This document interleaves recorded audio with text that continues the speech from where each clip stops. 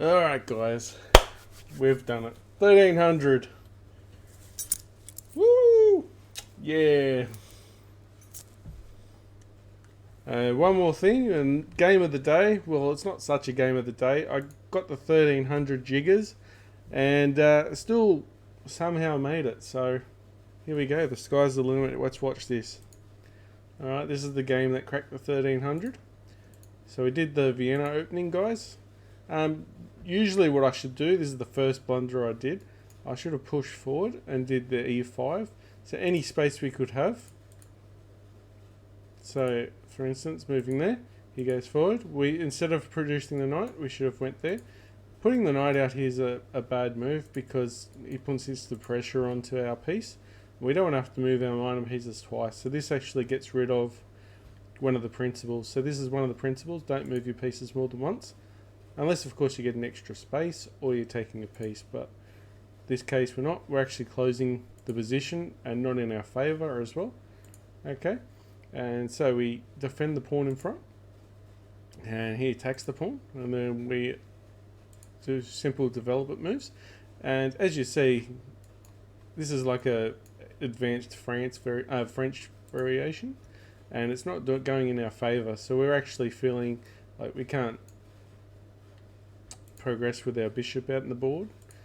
Our dark square bishop's really good, so we could be happy to trade the light square bishop at this stage.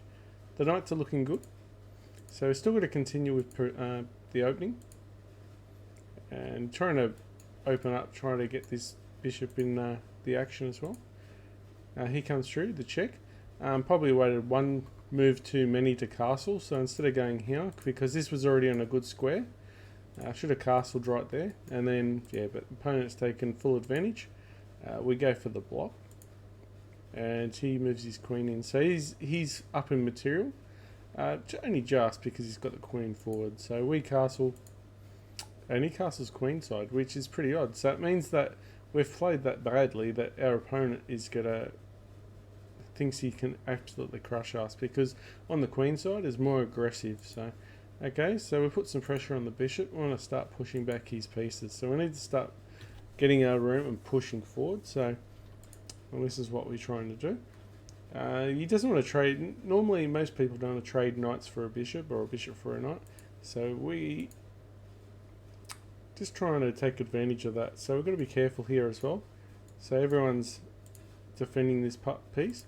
So he didn't take anything. So, like I said, just because he gets a position here doesn't mean we have to go.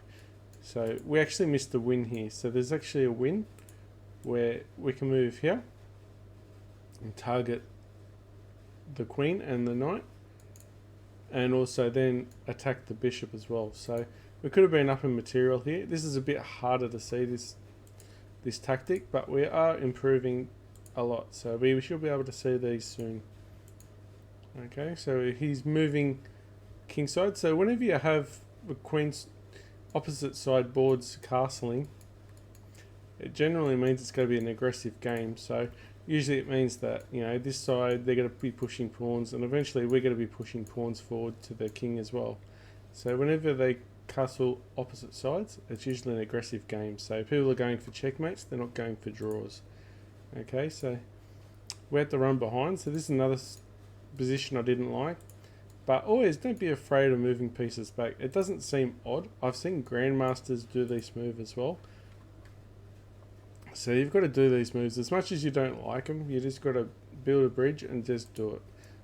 And he's pushing forward as well. So hopefully at this stage, sometimes opponents start to push too much. We can start thinking about pushing forward here, but then he'll start taking and then opening up the position. So I've got to be wary. He wants to really get this pawn, and he's got a rook here. If I was playing black, I would have already had the rook here as well. So he's not developing as good as he should be, which is good for us. So we're starting to push forward on the other side, because I think this doesn't really pose a threat. It does in a sense that he's trying to go for checkmate, but once he gets down here, I think we can deal with it. We've got a knight here, we've got queen here. We've still got the rook here, so okay, so he moves back, and this is a total blunder. Likes this move. but then we could just take anyway. So, and then we could take and put pressure on. So what it does like is probably us taking here, and then they get rid of this pawn, and then they take some material here. So this would be more of a positional advantage for them, but we took the advantage since he retreated. So everyone's retreating in this game, even our opponent's retreating. I don't know how two players retreat in the same game. It's a bit funny. Okay, so we found a good move here, just trying to put pressure on the queen, and just trying to work out. So this is a powerful square for the knight, so this is a good outpost for the knight. So every game I seem to have that I win usually resolves in a great knight square, so it's just a good outpost. And the reason why it's a good outpost, this pawn can't go here yet, so if this knight goes, then he can push us off. So at the moment we've got a powerful square, and we're just trying to get material. And so if he takes, we can take, and then we put pressure on the pawn as well. But I think we're better off keeping the knight here anyway. We probably shouldn't have moved the knight. It was such a good position here. Plus it's threatening that pawn as well, so we are threatening the two rooks as well. So I was hoping at that stage before, when the queen moved back in the back rank, I was hoping that we could actually do that move, but he moved backwards, which is good for him. Like, he actually saw a great retreating square. So now we're up +2. So we're getting 2 pawns now, and then we retreat here. So what I was doing, this is the reason why I did this move, was we've got a discovered check if we go here, and then we can eat up the bishop as well. But the problem is it's an easy one to see. Okay, so he blocks it with the knight, which is a good thing for us because this rook is not doing much at all. So all these pieces are stuck on the back rank, which really he should have had this across and had his other rook there before his queen went back in the back rank. So, and probably try and get his bishop on the long diagonal.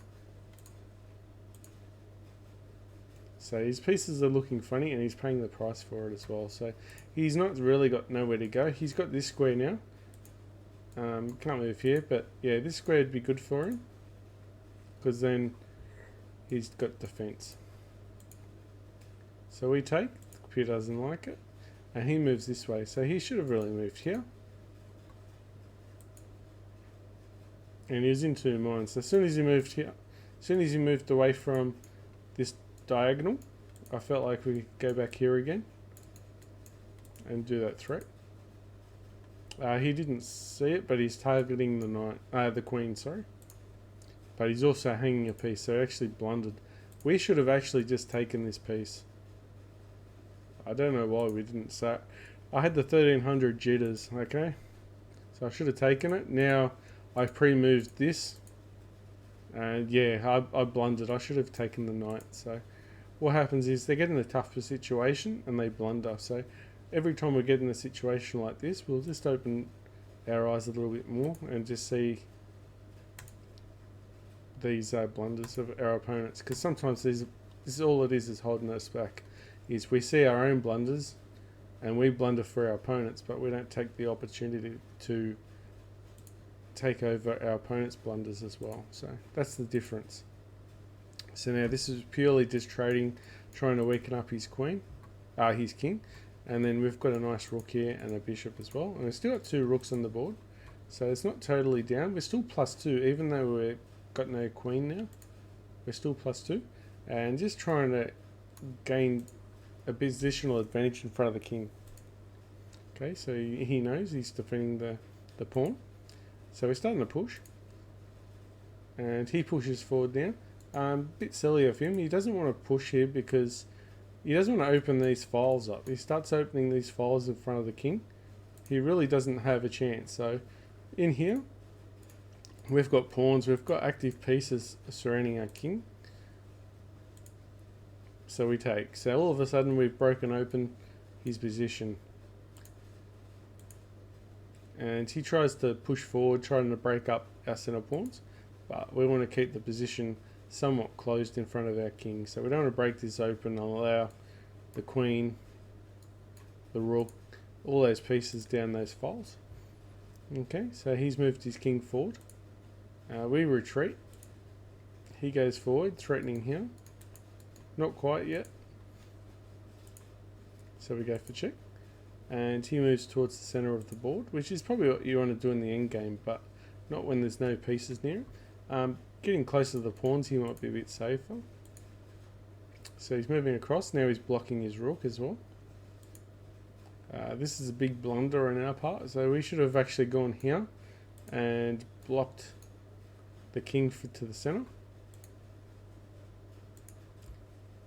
So if the queen goes here, it would be check, and there could have been options here to possibly take more material, but he didn't take it, so he check.